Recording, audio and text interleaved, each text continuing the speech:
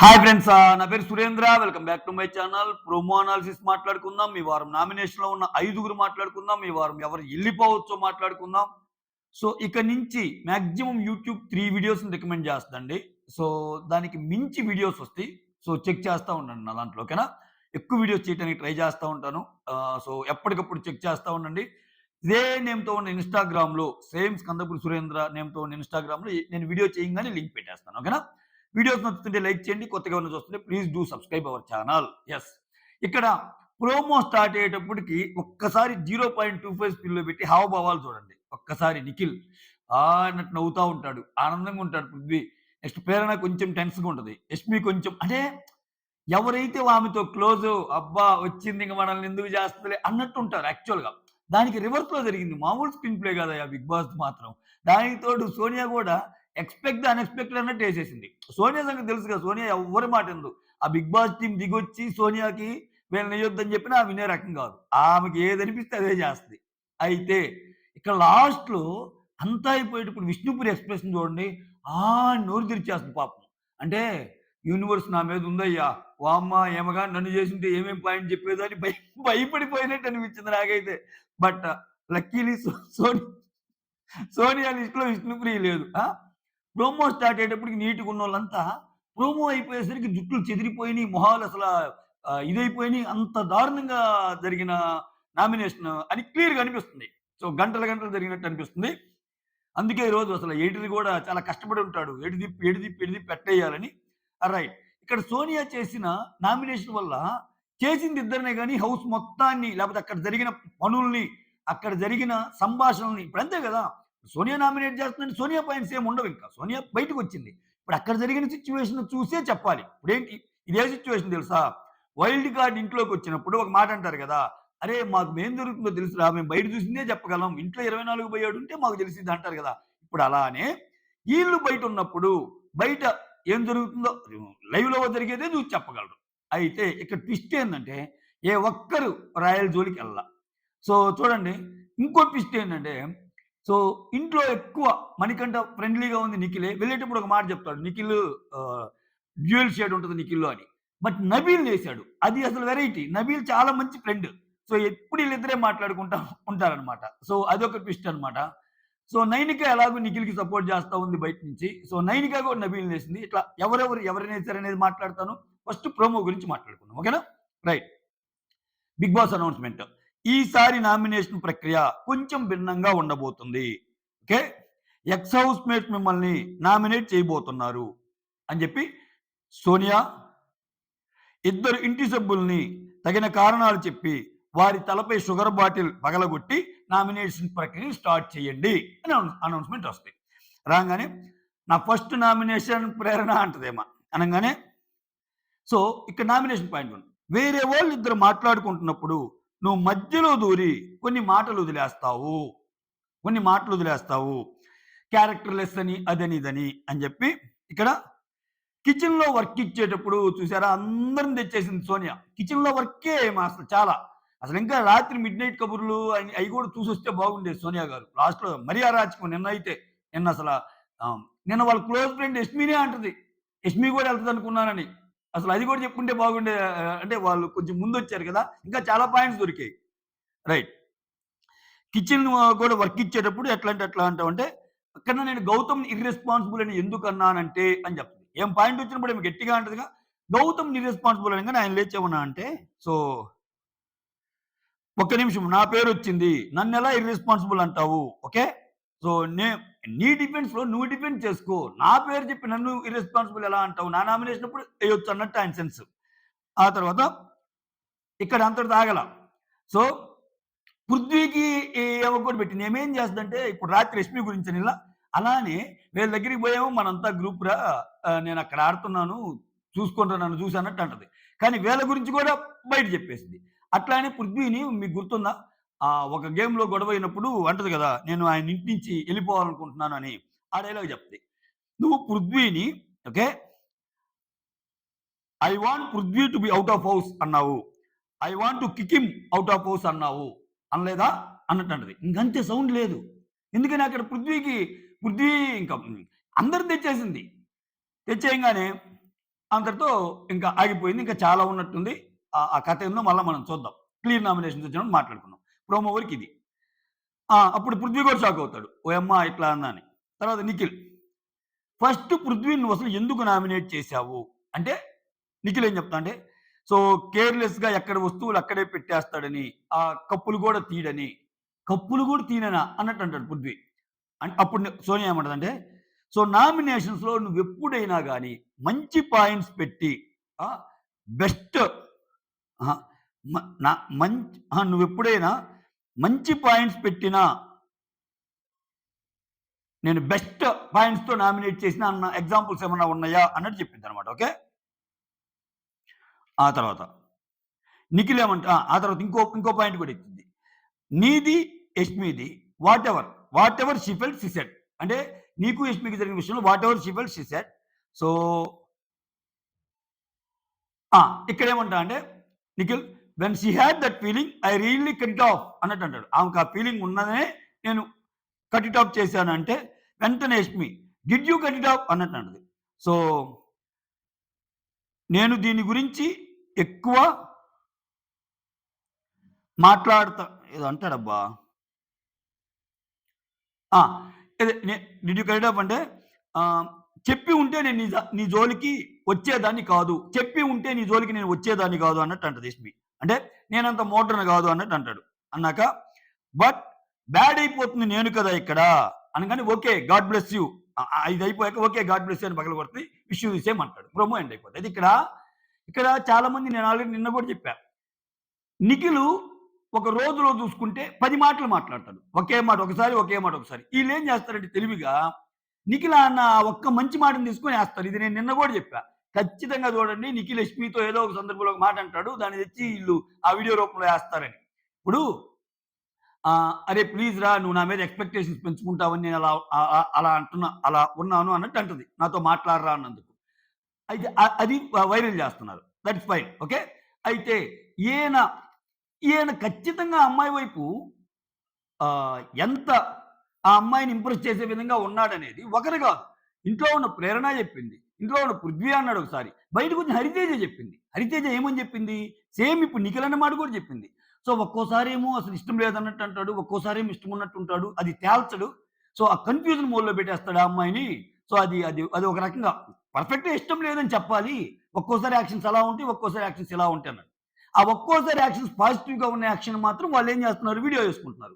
ఒక్కోసారి యాక్షన్ ఆహ్, నెగెటివ్‌గా ఉన్నదాన్ని వీడియో ఏస్తున్నారు. పాజిటివ్‌గా ఉన్నదాన్ని అసలు నువ్వెందుకు జెలస్ ఫీల్ అవ్వాలయ్యా? యష్మి విషయంలో ఇతనెందుకు జెలస్ ఫీల్ అవ్వాలి? గౌతమ్ ఏది చేసినా. నీకు సంబంధించిన మ్యాటర్ కాదు గదా! రైట్?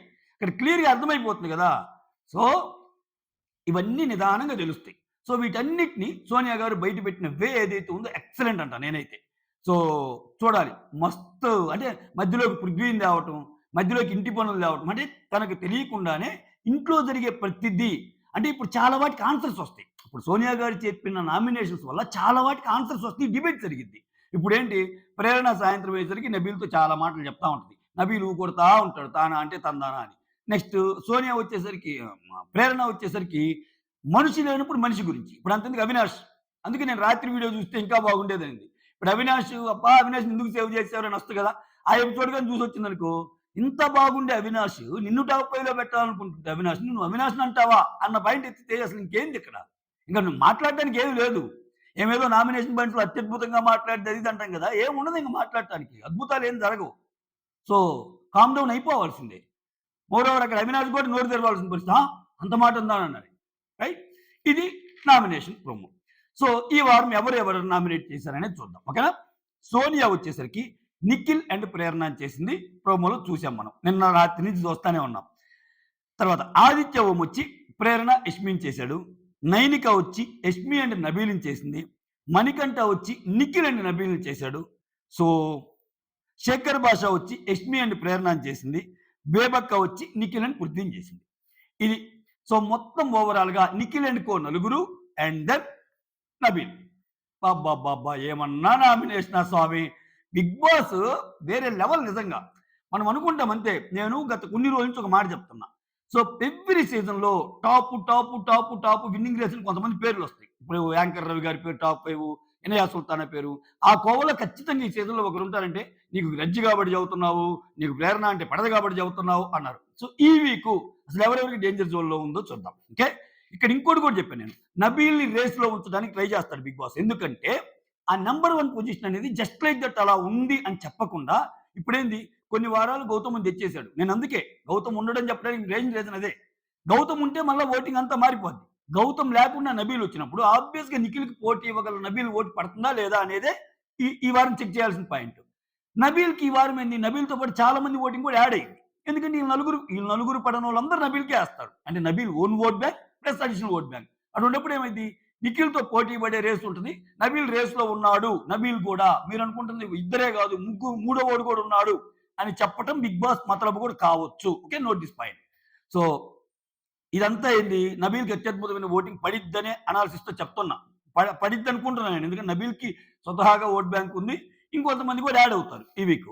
శత్రువు మిత్రుడు అన్నట్టు వీళ్ళు నలుగురు నచ్చినోళ్ళు నబీల్‌కే ఏస్తారు. రైట్. ఇక్కడ ఒక్కొక్కరి గురించి మాట్లాడదాం.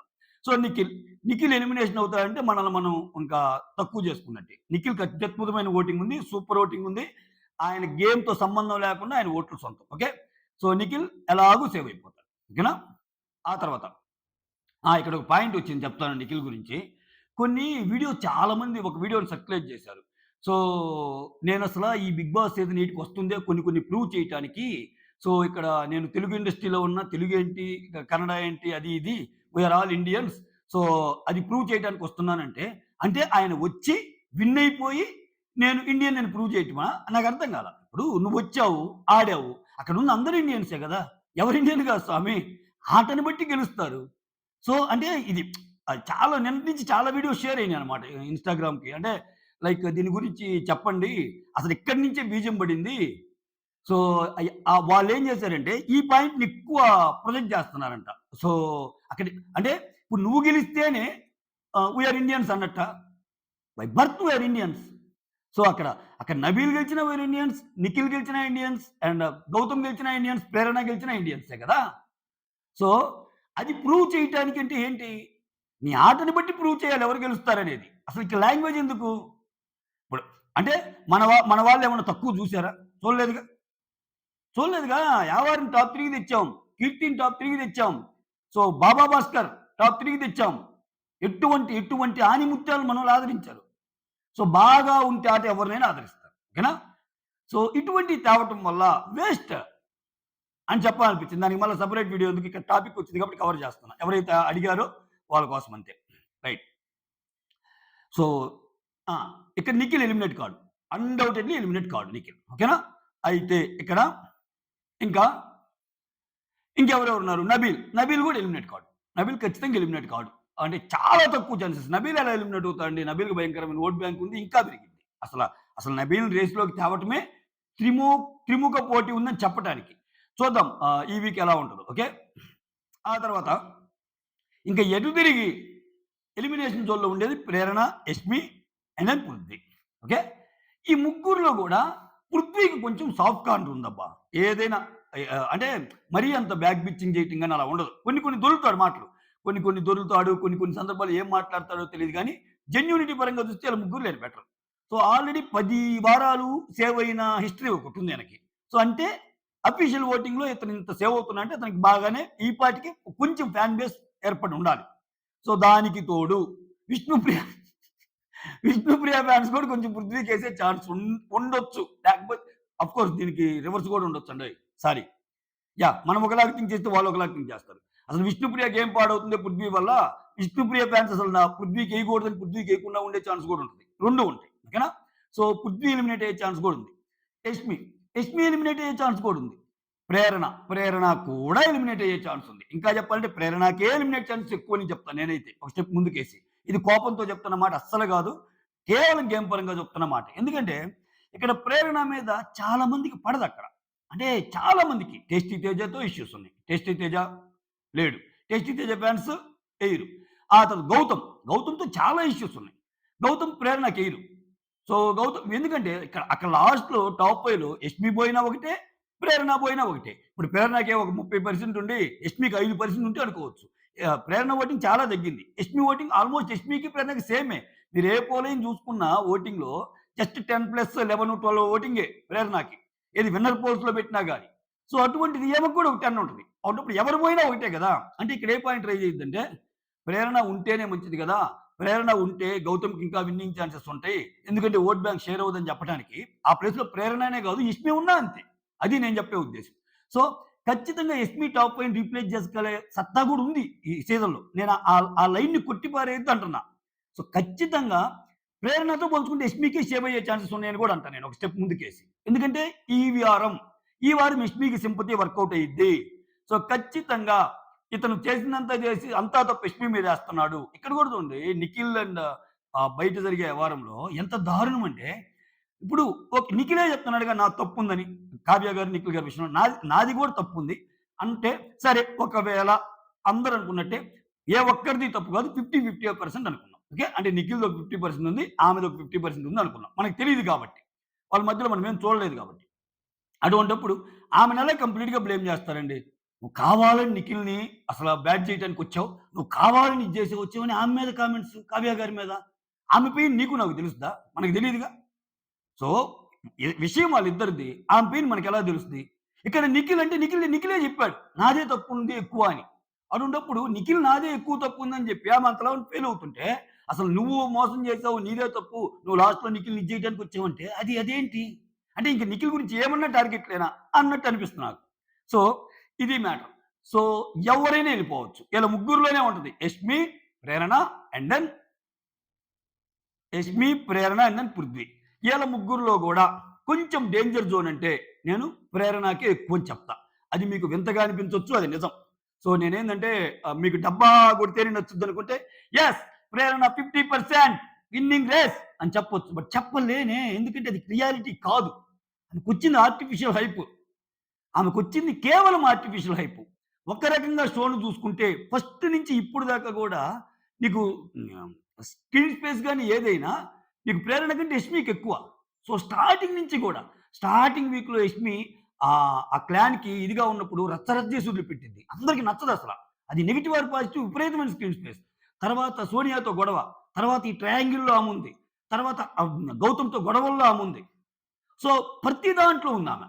సో, ఈ మధ్య కాలంలో ఏందంటే 4, 5 వారాల్లో ఆమెకి వస్తా కొన్ని ఇన్‌పుట్స్ రాబట్టి, ఇప్పుడు ప్రియాంక జైన్ ఆమె ఫ్రెండ్ గాబట్టి, నేను కూడా లాస్ట్ టైమ్ కిచెన్‌లో బాగా వర్క్ జేశాను. కిచెన్‌లో ఉంటే బాగా స్పేస్ వస్తది అని చెప్పబట్టి, ఆమె ఎక్కువగా కిచెన్‌లో ఉంటా, ఆ కిచెన్‌లో ఉంటా గూడా అప్పుడప్పుడు గొడవలేసుకుంటా. ఎందుకంటే స్క్రీన్ స్పేస్ వస్తదని తెలుసు గదా ఆమెకి. గొడవలేసుకుంటా ఉంటే ఇంకొంచెం స్క్రీన్ స్పేస్ వస్తదని, ఆ కైండ్ ఆఫ్ గేమ్ ఆడిందంతే. దానికి బెస్ట్ ఎగ్జాంపుల్ మనం గాదు. వాళ్ళ ఇంట్లో వాళ్ళొచ్చినప్పుడే జెప్పారు. ఇంట్లో అసలు ఇంత పని చేయవు. మేము ఆశ్చర్యపోతున్నాం ఏంది ఇలా జేస్తున్నావు అని. సో, ఆమెకు తెలుసు. ఆమె మిగిలినోళ్ళంటది. నువ్వు జనాలు ఎలా ఉంటే తెలుసో నీకని అంటావని. బట్ ఈమె అదే మూడ్‌లో గేమ్ ఆడింది. సో, మొత్తానికైతే చా చాలా అద్భుతం జరగబోయే వీకు. సో, ఇప్పటికి నేను చెప్తున్నా ప్రేరణ ఫ్యాన్స్ ప్రేరణకు ఓటేసుకోండి. ఎందుకంటే మా ప్రేరణ అసల 40%, 50% అన్న సీన్ గాదు ఆమెది. ఓకేనా? చాలా తక్కువ ఓటింగ్ ఉన్న కంటెస్టెంట్. అది. యష్మి ఫ్యాన్స్ రెచ్చిపోండి. పృథ్వీ ఫ్యాన్స్ అంతే ఇంకా. సో, చెప్పా గదా!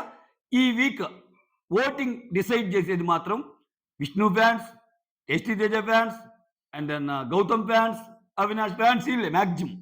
సో, ఎవరు బలవుతారో చూడాలి. So, that's all. Thank you so much. Signing off. మీ సురేంద్ర.